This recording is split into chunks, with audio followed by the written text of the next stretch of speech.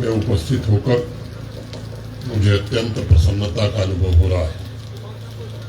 मुझे इस बात की भी बेहद खुशी है, पिछले कुछ वर्षों में इस शहर के सपनों के साथ जीने का अवसर मुझे भी मिला है। इसके मिजाज को मैंने करीब से देखा और समझा है। पिछले 4-5 वर्षों में प्रशासन के अनेक साथियों ने नागरिकों की क्वालिटी ऑफ लाइफ तथा कला एवं संस्कृति को बढ़ावा देने के लिए मेहनत भी की और मुझे प्रसन्नता है कि पहले 2021 में श्रीनगर को शिल्प एवं लोक कला श्रेणी में यूनेस्को क्रिएटिव सिटी की उपाधि भी प्राप्त हुई थी। फिर 2024 में वर्ल्ड क्राफ्ट काउंसिल के द्वारा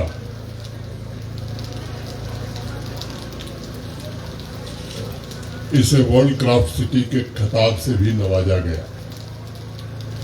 पिछले कुछ वर्षों में ईज ऑफ लिविंग के साथ साथ इस शहर की रूह में सांस्कृतिक सांसों को भरने का भरसक प्रयत्न हुआ है। न सिर्फ मुगल गार्डन के संरक्षण का कार्य शुरू हुआ, बल्कि यहाँ की क्राफ्ट की परंपरा को भी पुनर्जीवित करने का प्रयत्न हुआ है। लंबे समय से यह हाट बंद था, 2020 के बाद ही खुला है, यहाँ के कारीगरों के लिए, यहाँ के लोगों के लिए। मैं मानता हूँ कि श्रीनगर शहर का अपना एक खूबसूरत लहजा भी है और मिजाज भी है। इस शहर में एक मासूमियत भी है। पिछले 4-5 वर्षों के पूर्व श्रीनगर शहर के बासिंदे की क्वालिटी ऑफ लाइफ बेहतर बनाने के लिए जब प्रशासन ने अभियान शुरू किया, तब एक बात मेरे ध्यान में आई थी और मैंने कई अवसरों पर इसे कहा है कि श्रीनगर शहर के सांस्कृतिक विरासत का पुनर्जीवन ही इसके आधुनिक स्वरूप का, मॉडर्न स्वरूप का आधार बन सकता है, जिससे इकोनॉमिक ग्रोथ की नई ऊंचाई को ये शहर हासिल कर सकता है। वजीर साहब का एक शेर है, मैं दोहराना चाहूंगा, मेरे साथ तुम भी दुआ करो, मेरे साथ तुम भी दुआ करो, यूं किसी के हक में बुरा न हो, वो विशाल हो कि फिराक हो, तेरी आग महकेगी एक दिन, तेरी आग महकेगी एक दिन, वो गुलाब बन के खिलेगा क्या जो चिराग बन के जला न हो, वो गुलाब बन के खिलेगा क्या जो चिराग बन के जला न हो। मित्रों, श्रीनगर को मैं भारत की प्राचीन कला का केंद्र मानता हूँ, जहाँ हस्तशिल्प की तमाम विधाओं के साधकों जैसे आर्टिस्ट, आर्टिजन, साहित्यकार, संगीतकार, इन्होंने इस शहर की जीवन शैली को नया आकार देते हुए इस शहर को बराबर जीवंत बना के रखा था। आमतौर पर अगर आप देखेंगे तो शहरों की सबसे बड़ी खूबी यही है कि उन शहरों को ईंट पत्थर से नहीं बनाया जा सकता, बल्कि शहरों की सांसों में सांस्कृतिक जीवंतता बहुत आवश्यक होती है। आज भी इंसान अनेक मॉडर्न आविष्कारों के बगैर जी सकता है, लेकिन वो अपनी मजबूत विरासत की जड़ों के बिना बहुत दिन तक जिंदा नहीं रह सकता। आपस में जैसे हम बातचीत करके अपनी भावनाएं एक दूसरे को बताते हैं, उसी तरह संस्कृति और विरासत के विभिन्न स्वरूपों के द्वारा शहर भी अपनी भावनाओं को अभिव्यक्त करता है। और इसलिए जब मॉडर्न अर्बन लिविंग या स्मार्ट सिटी प्रोजेक्ट की सुविधाएं यहाँ जुटाई जा रही थी, तब भी इस बात पर विशेष ध्यान रखा गया था कि सांस्कृतिक गतिविधियां भी उसके साथ इंटीग्रेट हो सके, कला तथा साहित्य जगत से जुड़ी हस्तियों को भी सृजन का अवसर मिल सके। कभी महाकवि कल्हड़ ने लिखा था, इस पूरे क्षेत्र में एक भी जगह ऐसी नहीं है जो पवित्र न हो। राजतरंगिणी के अलावा अनेक ऐसे ग्रंथ और शोध ग्रंथ भी हैं, रिसर्च पेपर्स भी हैं, जिनका कमोबेश यही विचार है। श्रीनगर की ऐतिहासिक विरासत, यहाँ के स्थापत्य कला को अभूतपूर्व माना गया है और कल्हड़ के मुताबिक प्राचीन प्राचीन समय से ही नागरिकों के ईज ऑफ लिविंग के साथ साथ उनके सांस्कृतिक और आध्यात्मिक उत्थान के लिए एक नए तरह के सिटी मैनेजमेंट का बंदोबस्त भी यहाँ किया गया था। उस विरासत को पुनर्जीवित करते समय इन बातों का ध्यान रखा गया। मैं समझता हूँ कि शहरों के सस्टेनेबल डेवलपमेंट के लिए हमारी सांस्कृतिक विरासत का संरक्षण, पोषण और संवर्धन, ये तीनों बहुत ही महत्वपूर्ण होता है। निजी तौर पर मेरा यह दृढ़ विश्वास है कि कला संस्कृति जीवन जीने का एक तरीका है और बौद्धिक तथा आध्यात्मिक अनुभव हमें सामाजिक सामंजस्य और वर्तमान में हो रहे क्लाइमेट चेंज के लक्ष्यों को प्राप्त करने में सदैव मदद करते हैं। जम्मू कश्मीर को विश्व का एकमात्र शारदा पीठ कहा जाता रहा है। यह वही धरती है जिसके कला और साहित्य में मौजूद आध्यात्म और प्रज्ञा की ज्योति ने मानवता का मार्ग भी इस देश में प्रशस्त किया था। महाभारत के शांति पर्व में ये बात कही गई है कि कर्मणा बद्धते जंतु विद्यातु प्रमुच्यते। सभी प्राणी कर्म के द्वारा बंधन में बंधते हैं और ज्ञान द्वारा उन प्राणियों का उद्धार होता है। उस महाज्ञान यानी प्रज्ञा को आधार बनाकर जम्मू कश्मीर की धरती ने भारतवर्ष की सामाजिक चेतना को सदैव जागृत करने का काम किया है। मैंने इस बात को बड़े करीब से देखा है कि साहित्य और कला जगत से जुड़े व्यक्तित्वों की सबसे बड़ी हसरत यही रही है कि सृष्टि, राष्ट्र, समाज सभी समृद्ध हो, हर नागरिक खुशहाल हो और जमीन से जुड़ी लोक संस्कृति को ताकत मिले, उसे आगे बढ़ने का अवसर मिले।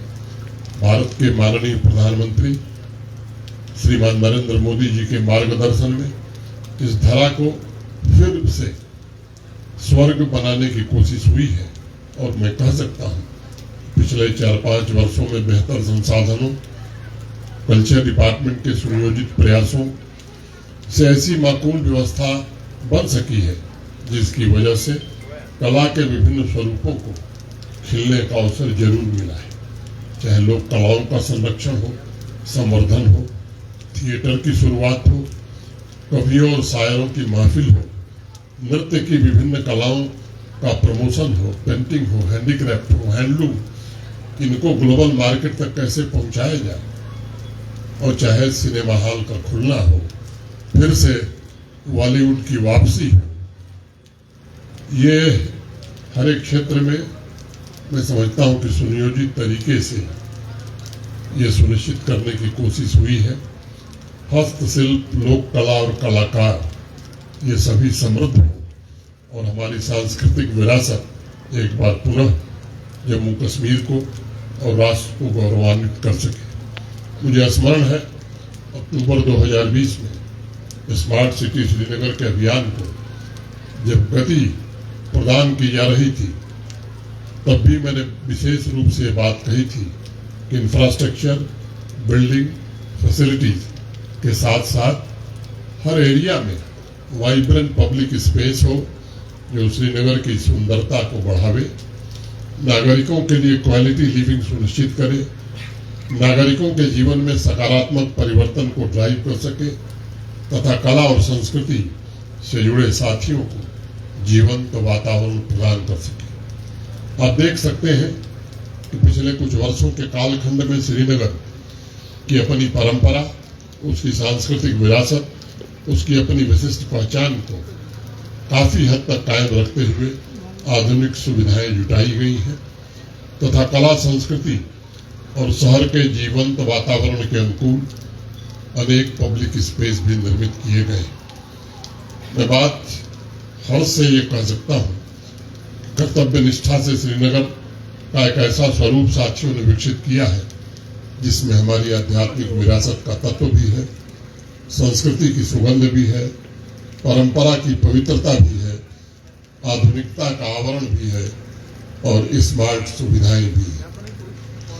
किसी लेखक ने कभी कहा था कि शहर की अपनी एक अलग जुबान होती है। मुझे लगता है बिल्कुल सच है। श्रीनगर शहर का कायाकल्प हो होते हुए हमने देखा है, विशेष रूप से जो साथी इसमें काम कर रहे हैं उन्होंने इस बात का विशेष ध्यान रखा किसी स्पिरिट के आधार पर इसका विकास हो सके।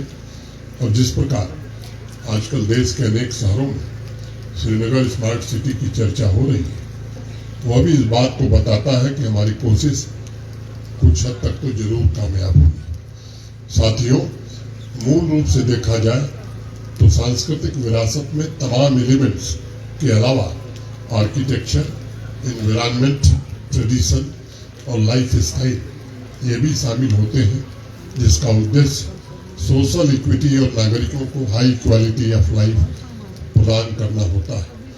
मेरा मानना है कि सांस्कृतिक विरासत से समृद्ध, ग्रीन, सस्टेनेबल और लिवेबल शहर ही अर्थव्यवस्था के विकास का इंजन तैयार कर सकता है। इसलिए श्रीनगर शहर में एक ऐसा अर्बन स्पेस क्रिएट हुआ है जहां कलाकार, साहित्यकार बैठ सकें और शहर की आत्मा को भी महसूस कर सकें। शाम को श्रीनगर के polo view, Jhelum river front site, Lal Chowk के भ्रमण के लिए जब आप जाएंगे, बेहतरीन अर्बन डिजाइन के द्वारा अर्बन रिवाइवल की इंजीनियरिंग के बीच में आपको इस शहर की सांस्कृतिक धड़कनें भी जरूर महसूस होगी। साहित्य एवं कला जगत से जुड़े साथियों को याद होगा, ब्रिटिश शासनकाल में श्रीनगर की विश्व के अनेक शहरों से तुलना करने की बड़ी कोशिश हुई। जितने भी ब्रिटिश राइटर्स हुए, थिंकर्स हुए जो यहाँ घूमने आए, उनमें से ज्यादातर इस शहर की तुलना वेनिस से करते थे। लेकिन ब्रिटिश राइटर स्कॉट ने 1920 में अपनी प्रकाशित किताब में लिखा कि इस शहर की मैं किसी से तुलना नहीं कर सकता। यह अपने आप में अनोखा शहर है जहां नदियों और मिट्टी से सर्वधर्म संभाव की खुशबू आती है। श्रीनगर हिंदुस्तान की समृद्ध परंपरा का परिचायक है और वो प्रयत्न यहाँ किया गया है कि जम्मू कश्मीर के अन्य छोटे शहरों के लिए भी ये प्रेरणा का स्रोत बन सके। शहर खास की विरासत को संरक्षित करने की कोशिश हुई। बनारस की तरह श्रीनगर में भी घाट थे जिनका सौंदर्यीकरण किया गया है। विभिन्न भाषाओं में यूनियन टेरिटरी के लोक नाटक, लोकगीतों तथा संगीत की समृद्ध परंपरा है। आधुनिक समय के अनुसार उन्हें प्रोत्साहित किया जाए, इसके लिए भी प्रयत्न हुआ है ताकि उन जीवन मूल्यों और विचारों से नई पीढ़ी भी अवगत हो सके। थिएटर की परंपरा को पुनः यहाँ शुरू किया गया है। हस्तशिल्प के यूनिक प्रोडक्ट्स की बेहतरी हुई है और मुझे बताते हुए प्रसन्नता है कि पिछले 3-4 वर्षों में एक्सपोर्ट बढ़ करके दुगुना हो गया है। आज इस अवसर पर मैं सभी सम्मानित कलाकारों से भी आग्रह करना चाहूंगा कि वो अपनी कला के द्वारा समाज में निरंतर जागृति पैदा करें और शहर के व्यावसायिक सांस्कृतिक वातावरण को नया स्वर दें। जम्मू कश्मीर में नई व्यवस्था और आम जीवन में आई समृद्धि ने टूरिज्म पर भी बड़ा पॉजिटिव प्रभाव डाला है। मैं स्वयं देख रहा हूं कि नौजवानों में भी इस बदलाव को लेकर के एक नया उत्साह पैदा हुआ है और आजकल रात में कभी पोलो व्यू तो कभी झेलम के किनारे अपनी कला का प्रदर्शन करते हुए यहाँ के नौजवान और नवयुवतियां आपको दिखाई पड़ेंगे। इसमें जम्मू कश्मीर में बह रही नई बयार का मैं प्रतीक मानता हूँ। पवित्र चरारे शरीफ और प्राचीन मंदिरों के संरक्षण के प्रोजेक्ट भी पूरे हुए हैं। मुंद ऋषि ने कहा था कि खुदाई छुआ कोई नाव छिजलच्छा जिकर रो सब कच्छा मोह। अर्थात खुदा एक है पर उसके लाखों नाम है। प्रत्येक तुर्रम में उसका ही प्रकाश है। सर्वधर्म संभाव की इसी भावना के तहत चाहे वो गुरुद्वारा हो या चर्च हो, उनका भी पुनरुद्धार हुआ है। साथियों, देश के अन्य राज्यों से आ रहे लोग जब इस बदलाव को देखते हैं और जब लोक परंपरा संस्कृति ऊर्जावान होती है, तब वो लोगों के दिलों को जोड़ती है। इस राष्ट्र की विविधता में एकता की ताकत को मजबूत बनाने बड़ी भारी जिम्मेदारी कलाकारों पर है और उनकी कलात्मक क्षमता को अवसर और संसाधन मिले, इसके लिए प्रशासन कोशिश किया है, आगे भी करेगा। मैं यहाँ के जिला प्रशासन को, IGNCA को हृदय से बधाई देना चाहता हूँ और उन कलाकारों को जिन्होंने बड़ी शिद्दत से, मेहनत से, प्रयत्न करके ये जो 25 से 28 तक का ये आयोजन किया है, निश्चित रूप से वो सराहनीय है।